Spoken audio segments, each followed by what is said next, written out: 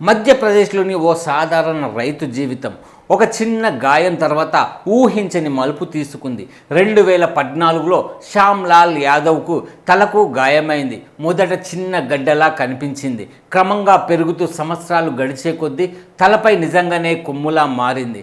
దాన్ని తరచూ కత్తిరించినా అది మళ్ళీ పెరుగుతూనే వచ్చింది. చివరికి 10 సెంటీమీటర్ల పొడవైన డేవిల్స్ హార్న్గా మారి అందరినీ ఆశ్చర్యపరిచింది. వైద్యులు దీన్ని సెబేషియస్ హార్న్ అని గుర్తించారు.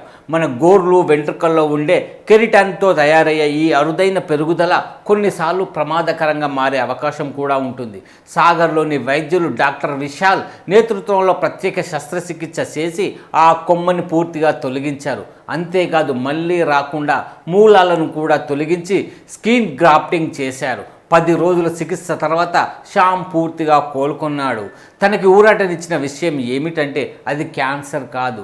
ఈ ఘటన మనకు చెప్పేది ఒకటే: శరీరంలో చిన్న మార్పు కనిపించినా నిర్లక్ష్యం చేయొద్దు.